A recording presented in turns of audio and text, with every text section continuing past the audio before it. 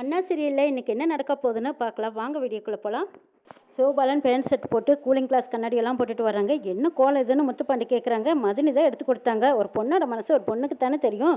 அதான் வீராவோட மனசை புரிஞ்சு மதினி எனக்கு ஏற்ற மாதிரி ஒரு துணி எடுத்து கொடுத்துருக்காங்க. அதை போட்டுட்டு போய் நான் வீராவை பார்க்க போறேங்கிறாங்க சிவபாலன். இதை கேட்டுட்டு இருந்த பாக்கியம் சொல்றாங்க, ஆமாண்டா நீ வீராவை கூட்டிட்டு வந்து குழந்தைங்க குட்டியுமா நீ சந்தோஷமா பழிக்கிறத நான் பார்க்கணும். சீக்கிரமா போய் என் மருமகளை வீட்டுக்கு கூட்டிட்டு வா அப்படின்னு அனுப்பி வைக்கிறாங்க. என்ன ஆசீர்வாதம் பண்ணுமா அப்படின்னு சிவபாலன் பாக்கியத்துக்கிட்ட ஆசீர்வாதம் வாங்கிட்டு கிளம்புறாங்க. டேய் என்னடா பேசுறது, திருவிழாவில் பஞ்சு மிட்டாய் வைக்க போகிற மாதிரி போட்டுட்டு போகிறேங்கிறாங்க சவுந்தரபாண்டி. அப்பா எல்லாம் நம்ம திட்டத்துக்காகத்தான், நான் வீராவை பார்க்க போகிறேங்கிறாங்க சிவபாலன். வீராவை பார்த்து தாலி வாங்குறதுக்காகத்தான்ப்பா போகிறேன், நம்ம பேரில் கேஸ் வேறு இருக்குது, அந்த கேஸ் முடிய வேண்டாமா, அந்த கேஸ் முடியணும்னா தாலியை வாங்கி ஆகணுங்கிறாங்க. ஆமாடா அப்போ புறப்படு நான் உனக்காக வீடியோ எடுக்க வரேங்கிறாங்க சவுந்தரபாண்டி. ஆமாம் மவ சிவபாலன் புறப்படையில் எதுக்கு இப்படி அவசகுணமாக பேசிகிட்டு இருக்கீங்க, ஓரமாக நிற்க மாட்டேங்களாங்கிறாங்க பாக்கியம். இந்த பக்கமாக முத்துப்பாண்டி, ஆமாம் அந்த அம்மா 3 நேரமாக எனக்கு ஃபோன் பண்ணி டார்ச்சர் கொடுத்துக்கிட்டே இருக்காங்க. ஒரு வாரத்துக்குள்ளே வீரா கிட்ட பேசி ஒரு முடிவுக்கு வர வேண்டாமா, கொஞ்சம் பேசாமல் அமைதியாக இருங்கப்பா போகட்டுங்கிறாங்க முத்துப்பாண்டி. டேய் சிவபாலா, வக்கீல் சொன்னால் வள்ளுவர் சொன்ன மாதிரி வீரா தாலியை கழட்டி கொடுக்கும்போது நான் வீடியோ எடுக்க நானும் கூட வரேங்கிறாங்க சவுந்தரபாண்டி. சரிப்பா வாங்கங்கிறாங்க சிவபாலன். சனியன் சவுந்தரபாண்டி 2 பேரும் சிவபாலன் பின்னாடி போகிறாங்க. இந்த பக்கமாக வீராவும் வீட்டிலேருந்து கிளம்பி போகிறாங்க. அப்போ பரணி கேட்குறாங்க, என்ன வீரா திடீர்னு அவசரமாக கிளம்பிட்டேங்கிறாங்க, காப்பி கூட கொடுக்கலையே குடிச்சிட்டு போ அப்படின்னு சொல்லவும், இல்லை நான் டீ கடையில் போய் டீ சாப்பிட்டுக்கிறேன், இன்னைக்கு மினிஸ்டர் கோயிலுக்கு விசிட்டாக வர்றாங்க, அவங்களுக்கு நாங்கள் பாதுகாப்பாக போய் நிற்கணும்னு சொல்லிட்டு போகிறாங்க வீரா. ஓஹோ அப்படியா விஷயம், இந்த விஷயத்த உடனே நம்ம சிவபாலனுக்கு ஃபோன் பண்ணி சொல்லலான்னு பரணி சிவபாலனுக்கு ஃபோன் பண்ணுறாங்க. அக்கா என்னக்கா இந்த நேரத்தில் கூப்பிட்ருக்கேங்கிறாங்க. ஆமாண்டா நீ எங்கே இருக்கேன்னு கேட்கும்போது நான் வீராவை பார்க்குறக்கு போலீஸ் ஸ்டேஷன் போகிறேங்கிறாங்க. நீ அங்கெல்லாம் போக வேண்டாம், மினிஸ்டர் கோயிலுக்கு வராராம், அதுக்கு பாதுகாப்புக்காக அவள் போகிறா, செக்யூரிட்டிக்காக போகிறதுனால அங்கே எங்கேயாவது வழியில் தான் நிப்பாளாக இருக்கும், நீ போய் பார்த்து பேசுடா, உனக்கு சௌகரியமான வாய்ப்புங்கிறாங்க. அப்படியாக்கா சொல்கிறேன், ரொம்ப சந்தோஷக்கா, தகவல் கொடுத்ததுக்கு ரொம்ப நன்றி. சரிக்கா நான் போய் பார்க்குறேன்னு சொல்லி சிவபாலன் வீராவை தேடிக்கிட்டு போகிறாங்க. சிவபாலனுக்கு பின்னாடியே சவுந்தரபாண்டியும் சனியனும் போகிறாங்க. எங்கே போகிறவன் ஸ்டேஷனுக்கு போகாமல் வேற எங்கேயோ போகிறேனேங்கிறாங்க. சிவபாலன் போகிற பக்கமே பின்னாடி போவோங்க ஐயா, அங்கே தான் வீரா இருப்பாளாக இருக்கும் அப்படின்னு சனியன் சொல்லவும், நீ சொல்கிறது சரியாக தான் இருக்கும், சரி போய் பார்க்கலான்ட்டு போகிறாங்க. வீரா காவலுக்காக வந்து நிற்கிறாங்க. அப்போ ஒரு ஃபோன் கால் வருது, இன்னும் மினிஸ்டர் ஹோட்டல்லேருந்து வரல, நீங்கள் கொஞ்சம் அலர்ட்டாக இருங்கன்னு சொல்கிறாங்க. அப்பாடா இன்னும் மினிஸ்டர் கிளம்பல, அது வரைக்கும் கொஞ்சம் சௌகரியமாக நிற்கலான்ட்டு நிற்கிறாங்க. அங்கே சிவபாலன் வந்துடுறாரு. சிவபாலன் வீராவை பார்த்ததும் ஸ்டைல் பண்ணிக்கிட்டு வீராவுக்கு முன்னாடி வர்றாங்க. இதை பார்த்துட்டு இருந்த சவுந்தரபாண்டி சொல்கிறாங்க, என் மவ விவரமாக தாண்டா இருக்கா, யாரையோ வச்சு வீரா இங்கே தான் இருக்கான்னு தெரிஞ்சுக்கிட்டு வந்திருக்கான் பாருங்கிறாங்க. ஆமாங்க ஐயா சீக்கிரமாக வீடியோ எடுங்கிறாங்க சனியன். டேய் முக்கியமான இடத்துல அவன் கேட்கும்போது அவள் கழட்டி கொடுப்பா பாரு, அப்போ பார்த்து தான் வீடியோ எடுக்கணும். சிவபாலன் வீராவை பார்த்ததும் ஆட்டம் போடுறாங்க. இதை பார்த்துட்டு இருந்த வீரா எரிச்சலோட கேட்குறாங்க, டே என்னடா இது கருமாரி வேஷம் போட்டுட்டு வந்து நிற்கிறேங்கிறாங்க. இல்லை இது உன்னை பார்க்க வந்த வேஷம், உன்னை பார்க்குறக்காக நான் பண்ணிக்கிட்டு வந்த ஸ்டைல், இது நல்லா இருக்காங்கிறாங்க. கர்ம இதையெல்லாம் பார்க்க வேண்டிய என் தலையெழுத்து, முதல்ல இங்கே எதுக்கிட்ட வந்தேன்னு கேட்குறாங்க வீரா. இதை பாருடா நான் டியூட்டியில் இருக்கேன், பல்ல உடச்சி கையில் கொடுத்துருவேங்கிறாங்க. ஆமாம்மா நானும் டியூட்டியில் தான் இருக்கேன், என் பொண்டாட்டியை லவ் பண்ணுற டியூட்டியில் இருக்கேங்கிறாங்க சிவபாலன். டே என்னோட ஆத்திரத்தை கலப்பதடா, ஒழுங்கு மரியாதையாக போயிட்டுங்கிறாங்க. வீரா உங்ககிட்ட பேச முடியாது, இந்தா வெடிய உருகி எழுதியிருக்கிற லவ் லெட்டர், இதை படிச்சு பாரு, இதை படிச்சு பார்த்தீங்கன்னா நீ அப்படியே உருகி போய் என்னை கட்டி பிடிச்சிருவா தெரியுமாங்கிறாங்க சிவபாலன். சவுந்தரபாண்டி சனியன்கிட்ட சொல்கிறாங்க, அவகிட்ட எப்படி வீராக்கிட்ட தாலியை கழட்டி கொடுன்னு கேட்குறது, அதனால வெடிய உட்காந்து லெட்டர் மூலமாக எழுதி கொடுப்பான் போல இருக்கு, அதை படித்து பார்த்துட்டு தான் அவள் தாலியை கழட்டி கொடுப்பாங்கிறாங்க சவுந்தரபாண்டி.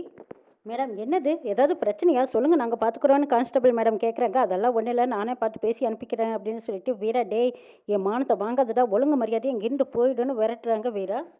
ஏய் நீ வாங்கி படிச்சுட்டேன்னா நான் பாட்டுக்கு போய்கிட்டே இருப்பேங்கிறாங்க. ஐயோ சாவடிக்கிறேனே, டே மரியாதையை இங்கிருந்து போயிடு அப்படின்னு வீரா சொல்லும்போது, சரி நீ படிக்கலன்னா நான் படிக்கிறேன்னா கேட்டுக்கோ அப்படின்னு சொல்லி காதல் கடிதத்தை எடுத்து படிக்கிறாங்க சிவபாலன்.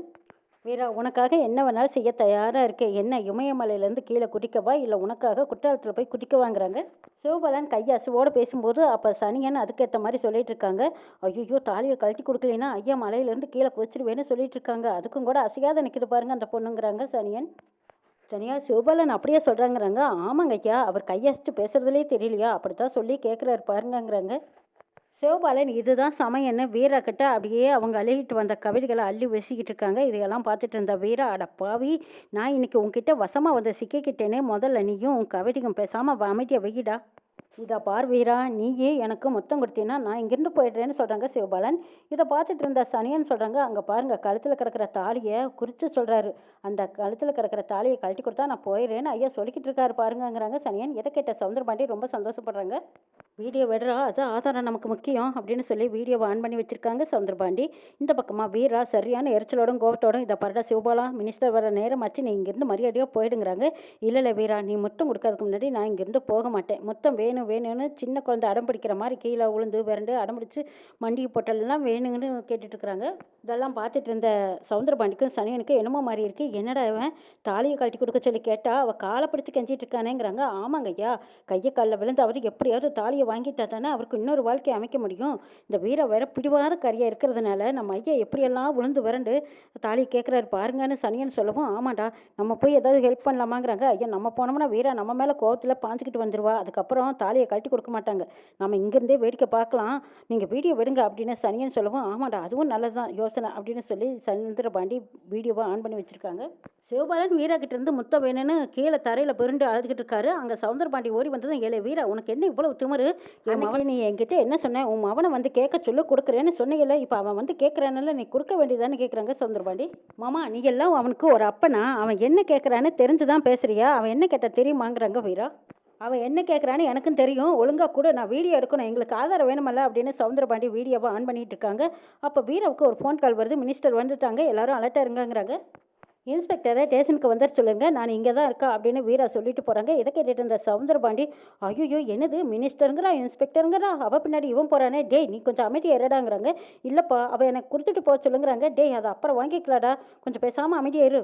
இல்லைப்பா நான் வாங்காமல் விட மாட்டேன் அப்படின்னு பின்னாடியே போகிறாங்க. டே கொஞ்சம் அமைதியாக இருடா, இங்கே வாடங்க அப்படின்னு இழுத்து பிடிக்கிறாங்க. சிவபாலன் வந்ததுக்கு அப்புறமா, டே சனியா இவனை கொஞ்சம் அந்த பக்கம் தள்ளிட்டு போ. அவள் என்னடானா மினிஸ்டர் அப்படி இப்படின்னு பேசிட்டு போகிறா, மினிஸ்டர்கிட்ட என்னை பற்றி ரிப்போர்ட் பண்ணிட்டானா, முன்னாள் பிரசிடென்ட் இப்படியெல்லாம் நடந்துக்கிட்டாரான்னு என்னை கேவலமாக பேசுவாங்களேடா, ஐயோ இப்போ சாதாரண பொம்பளை இல்லைடா, இவகிட்ட கொஞ்சம் எச்சரிக்கையாக இருக்கணும் அப்படின்னு சொல்லிட்டு போகிறாங்க சந்திரபாண்டி. வீரா திரும்பி பார்க்கும்போது சிவபாலன் லுக்குடுறாங்க. இதை பார்த்த வீரா அடப்படா அப்படின்ட்டு போகிறாங்க. பரணி சண்முகம் முத்துப்பாண்டி உடன்குடி கூடவே ரத்னாவையும் கூட்டிட்டு அறிவழகன் வீட்டுக்கு போயிருக்காங்க. போய் வெங்கடேசனுக்கு ட்ரீட்மெண்ட் கொடுத்துட்டு இருக்காங்க. கட்டு மாற்றி போட்டு விடும்போது, என்ன வெங்கடேஷ் வலிக்குது இருக்காங்கிறாங்க. அப்படியெல்லாம் எதுவும் இல்லை சிஸ்டர், திரும்பி படுத்தா மட்டும்தான் கொஞ்சம் வலிக்குதுங்கிறாங்க. இதா பாரு வெங்கடேஷ், ரெஸ்ட் ரூம் போகும்போது தனியாக போகாத, கூட துணைக்கு ஆள் கூட்டிகிட்டு போ. நீ ஒரு வேளை கீழே விழுந்துட்டேன்னு வச்சுக்கோ, மயக்கம் தட்டி கீழே விழுந்தா அப்படியே கரகரன்னு கை கால் வராமல் போயிடும், அதுக்கப்புறம் எதுவுமே பண்ண முடியாது, நம்ம என்ன ட்ரீட்மெண்ட் கொடுத்தாலும் பலன் கிடைக்காம போயிடும், நீ போகும்போது எச்சரிக்கையாக போகணும், யாரையாவது துணைக்கு கூட்டிகிட்டு போங்கிறாங்க. வெங்கடேஷும் சரிங்கிறாங்க. அப்போ தான் அறிவழகனோட அம்மா ரத்னாவை கூட்டிகிட்டு வந்து காப்பி கொடுக்குறாங்க. இதை பார் பரணி, நீ காப்பி வேண்டான்னு சொல்லக்கூடாது, நீ எங்கள் வீட்டுக்கு டாக்டர் கிடையாது, எங்கள் வீட்டுக்கு இன்னொரு மக. முத்துப்பாண்டி வெங்கடேஷ்கிட்ட எடுத்து சொல்கிறாங்க. கேஸ் வந்து 15 நாள் ஆச்சு, நாளைக்கு இந்த கேஸு கோர்ட்டுக்கு வருது, நீ அங்கே வந்து சாட்சி சொல்லணும்னு கூப்பிட்றாங்க. நீ சொல்கிற சாட்சி வச்சு தான் அறிவழகனோட வாழ்க்கையே அமைஞ்சிருக்கு, இப்போ நீ என்ன சொல்கிறியோ அதுதான் அறிவழகனோட வாழ்க்கையை மாற்ற போகுது, இங்கே சொல்கிற மாதிரி கோர்ட்டில் கரெக்டாக வந்து சொல்லுவியான்னு முத்துப்பாண்டி கேட்குறாங்க. கரெக்டாக வந்து சச்சிதமாக கரெக்டாக உண்மையை சொல்லுவேங்கிறாங்க வெங்கடேஷ். என்னோட உசுரை காப்பாற்றினது சண்முகமும் பரணி சிஸ்டர் தான், அதனால அவங்களுக்காக நான் கண்டிப்பாக வந்து சாட்சி சொல்வேங்கிறாங்க வெங்கடேஷ். ரத்னாவை பார்த்து முறைச்சிக்கிட்டே இருக்காங்க. ஒருவேளை ரத்னா கிட்டே டெஸ்ட் வைக்கிறாங்களோ என்னவோ, அறிவழகனை காப்பாற்றணுன்னா நீ திரும்பவும் என் கூட வந்து வாழணும், உன்னை விட்டு நான் இருக்க முடியாது, நீ என்னை கல்யாணம் பண்ணிக்கணும்னு திரும்ப கேட்குறாங்க வெங்கடேஷ். இதை கேட்ட ரத்னா அப்படியே பதறி போயிடுறாங்க. இப்போ அறிவழகனை காப்பாற்றுறதா இல்லை இவனுக்கு சாதகமாக பேசுகிறதா புரியாமல் நிற்கிறாங்க. என்ன ரத்னா, உன்னோட முடிவில் தான் அறிவழகனோட வாழ்க்கை இருக்குன்னு வெங்கடேஷ் ரத்னாவை நெருக்கடி கொடுக்குறாங்க. ரத்னா எதுவும் பதில் பேச முடியாமல் தவிக்கிறாங்க. இங்கே வெங்கடேஷ் இவங்க எல்லாத்துக்கிட்டையும் சரி நான் காப்பாத்துறதுக்காக அறிவழகனுக்கு சாதகமாக சாட்சி சொல்கிறேன்னு சொல்லி ஒத்துக்கிட்டாங்க வெங்கடேஷ். நீ எதையும் மாற்றி பேச மாட்டியல்ல அப்படின்னு கேட்கும்போது, அதெல்லாம் எதையும் மாற்றி பேச மாட்டேன், மாலதியை நம்ம ஸ்கூலுக்கு கொண்டு வந்ததே அந்த வைஜெயந்தி தான், அறிவழகனை மாலதி காதலிக்க வைக்கணும்னு சொன்னதே வைஜெயந்தி தான். ஆமாம், ஒரு பொம்பளையாக இருந்துக்கிட்டு என் பையன் அறிவழகன் மேலே இவ்வளோ கோவத்தோடு இருந்திருக்காளே, என் பையன் மேலே அவளுக்கு என்ன கோவம் அப்படியே அப்படின்னு அறிவழகனோட அம்மா கேட்குறாங்க. அது எனக்கு தெரியலம்மா, ஆனால் வைஜெயந்திக்கும் அறிவழகனுக்கும் எந்த பிரச்சனையும் இல்லை, வைஜெயந்திக்கும் சண்முகத்துக்கும் தான் பிரச்சனை, சண்முகத்து மேலே தான் அவள் கோவமாக இருக்கா, சண்முகத்தை பழிவாங்கிறதுக்கு தான் இந்த வைஜெயந்தி அம்மா இப்படியெல்லாம் பண்ணுறாங்கன்னு சொல்கிறாங்க வெங்கடேஷ்.